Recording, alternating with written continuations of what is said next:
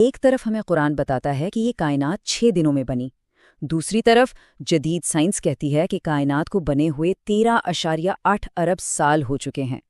تو بھئی یہ دونوں باتیں ایک ساتھ کیسے سچ ہو سکتی ہیں؟ 6 دن اور 13.8 ارب سال؟ آئیے اس گتھی کو سلجھاتے ہیں۔ تو مسئلہ یہی ہے، بظاہر تو یہ ایک کھلا تضاد لگتا ہے، ایک طرف 6 دن ہیں، دوسری طرف اربوں سال۔ کیا واقعی ایسا ہی ہے یا پھر اس کے پیچھے کوئی گہری حقیقت چھپی ہے جسے ہم نے ابھی تک سمجھا نہیں؟ تو دیکھیں، ہمارے سامنے 2 بیانیہ ہیں۔ ایک ہے قرآن کا جو 6 ایام یعنی 6 دنوں میں تخلیق کی بات کرتا ہے۔ یہ ذکر صرف ایک جگہ نہیں بلکہ سورۃ الاعراف اور سورۃ ہود جیسی کئی صورتوں میں آیا ہے۔ اور دوسرا بیانیہ ہے سائنس کا جو کہتا ہے کہ بگ بینگ سے لے کر آج تک 13.8 ارب سال کا عرصہ گزر چکا ہے۔ لیکن اس پوری پہیلی کا جو جواب ہے نا، وہ چھپا ہے اصل عربی زبان میں۔ سارا کھیل دن کے لفظ کو سمجھنے کا ہے۔ عربی میں دن کے لیے جو لفظ استعمال ہوتا ہے وہ ہے یوم، اور یہاں سب سے مزے کی بات یہ ہے کہ اس لفظ کا مطلب ہمیشہ 24 گھنٹے کا ایک دن نہیں ہوتا۔ اس کا اصل مطلب سیاق و سباق یعنی کانٹیکسٹ پر منحصر کرتا ہے۔ تو سوال یہ ہے کہ یوم کے کیا کیا مطلب ہو سکتے ہیں؟ بھئی یہ ایک 24 گھنٹے کا دن بھی ہو سکتا ہے، یہ وقت کا ایک بہت لمبا عرصہ، ایک دور یا ایک زمانہ بھی ہو سکتا ہے، یہ کسی کام کا ایک مرحلہ یا فیز بھی ہو سکتا ہے، اور یہ کوئی خاص واقعہ بھی ہو سکتا ہے، جیسے ہم کہتے ہیں یوم القیامہ یعنی قیامت کا دن۔ تو جب قرآن 6 یوم کہتا ہے تو اس کا مطلب 6 طویل ادوار یا 6 مراحل بھی ہو سکتا ہے۔ اور سب سے حیرت انگیز بات یہ ہے کہ قرآن خود اس کی گواہی دیتا ہے۔ سورۃ الحج میں اللہ فرماتا ہے، اور بے شک تمہارے رب کے نزدیک ایک دن تمہاری گنتی کے 1000 سال کے برابر ہے۔ یہاں تو بات بالکل صاف ہو گئی کہ خدائی پیمانہ اور ہمارا انسانی پیمانہ بالکل مختلف ہیں۔ اور یہ بات صرف ایک جگہ نہیں ہے، سورۃ المعارج میں تو یہ تصور اور بھی واضح ہو جاتا ہے۔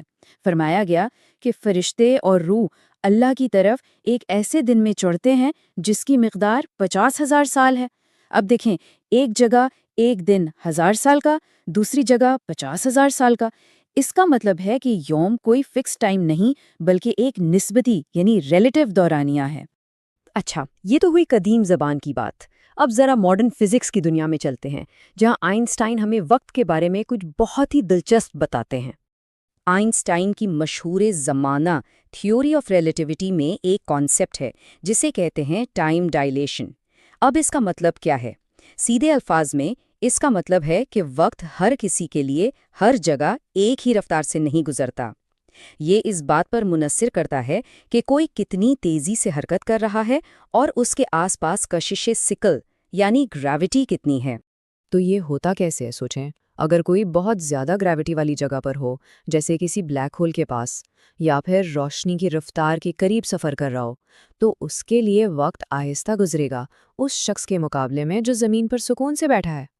اور یہ کوئی خیالی بات نہیں ہے، اس کی ایک زندہ مثال ہم سب روز استعمال کرتے ہیں۔ جی پی ایس جو سیٹلائٹس خلا میں ہیں وہ زمین سے دور کم گریوٹی میں ہوتی ہیں، اس لیے ان کی گھڑیاں ہماری زمینی گھڑیوں سے ہر روز 38 مائکرو سیکنڈز تیز چلتی ہیں۔ اگر سائنسدان اس فرق کو روز ٹھیک نہ کریں تو ہمارا جی پی ایس ہمیں ہر روز کئی کلومیٹر غلط راستہ دکھائے گا۔ فلموں میں بھی اس کی ایک زبردست مثال ملتی ہے۔ یاد ہے فلم انٹرسٹیلر؟ جب خلا باز ایک بلیک ہول کے قریب ایک سیارے پر اترتے ہیں تو وہاں گزرا ہوا صرف 1 گھنٹہ زمین پر گزرے ہوئے 7 سالوں کے برابر ہوتا ہے۔ یہ صرف فلمی کہانی نہیں بلکہ حقیقی سائنس پر مبنی ہے۔ تو اب آئیے ان دونوں دھاگوں کو ایک ساتھ جوڑتے ہیں۔ ایک طرف قرآن کا لفظ یوم جس کا مطلب ایک لمبا دور بھی ہو سکتا ہے، اور دوسری طرف سائنس کا تصور ٹائم ڈائلیشن جو بتاتا ہے کہ وقت ہمیشہ ایک جیسا نہیں رہتا۔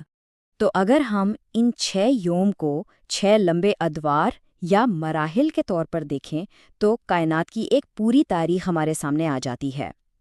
پہلا دور بگ بینگ، جب وقت اور خلا کا آغاز ہوا۔ دوسرا دور گیس اور دھوئیں کا بادل۔ تیسرا دور ستارے اور کہکشائیں بننے لگیں۔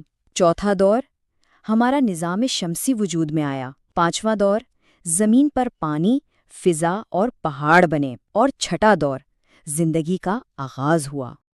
اور یہ تو اور بھی دلچسپ ہو جاتا ہے جب ہم سورہ فصلت کو دیکھتے ہیں، جہاں قرآن خود اس کی مزید تفصیلات دیتا ہے۔ وہاں تخلیق کے عمل کو دو ایام کے 3 حصوں میں تقسیم کیا گیا ہے۔ پہلے 2 ایام میں زمین کی بنیاد رکھی گئی، اگلے 2 ایام میں زمین کو پہاڑوں سے مضبوط کیا گیا اور اس میں پانی اور معدنیات جیسی نعمتیں رکھی گئیں، اور پھر آخری 2 ایام میں اس دھوئیں سے 7 آسمان بنائے گئے اور نچلے آسمان کو ستاروں کے چراغوں سے سجایا گیا۔